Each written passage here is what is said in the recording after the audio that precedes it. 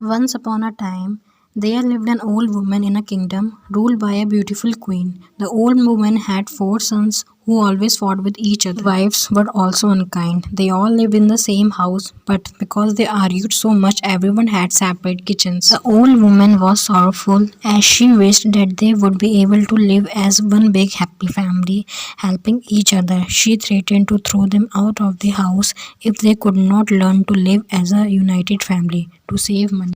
She told her and their wives that they would only be able to use one kitchen. She hoped that this would mean that the wives would learn to live in harmony with each other.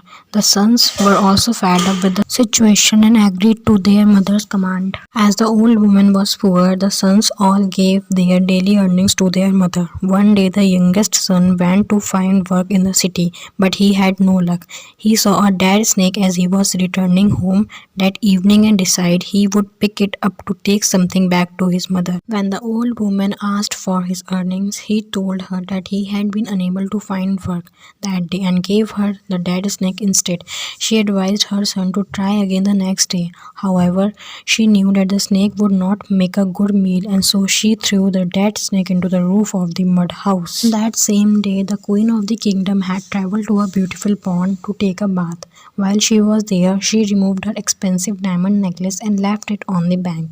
A eagle had appeared overhead. The eagle had been attracted to shining necklace and swooping down, clasped it in its claw and flew away. Queen was so upset as losing her necklace that she had it announced throughout her kingdom that whoever could find it would receive a reward. After flying for a while, the eagle saw the dead snake on the old woman's roof.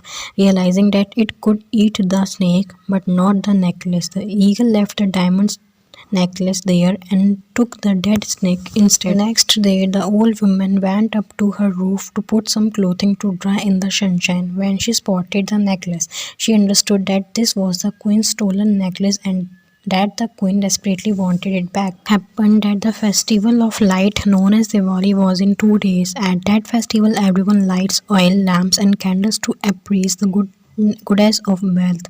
The old woman made a plan. She went to the queen's palace and asked the guard if she see the queen. When the queen saw her necklace, she was pleased and promised to give the old woman a large sum of money. The old woman declined. Instead, she said, "Thank you very much for your offer, but I am poor and I won't be able to guard this treasure. If you agree, I would like if on the night of Diwali only my households be allowed to light oil lamp. All the other houses should remain dark." The queen was surprised at this request but was so grateful that she granted the old woman her wish and issued instruction that only that house would be lit at Diwali that year. The festival of Diwali arrived. The old woman asked all the members of her households to clean every nook and cranny of the house and decorate it with beautifully scented flowers.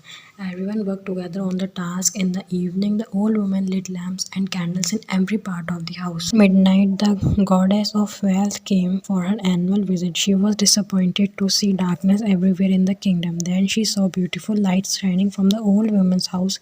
As the goddess loved light, she quickly made her way straight to the old woman's house and knocked on the door. Hearing the knock, the old woman opened the door and signaled to her family to welcome the goddess with garland of flowers, perfume, and sweets.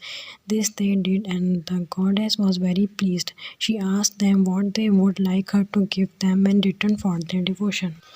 The old woman came forward and said, "We ask that you stay in our house forever so that we live in prosperity and happiness." Goddess thought for a moment and said, "I am happy to stay here in your house forever, but only if you all stay united, not fighting but loving each other.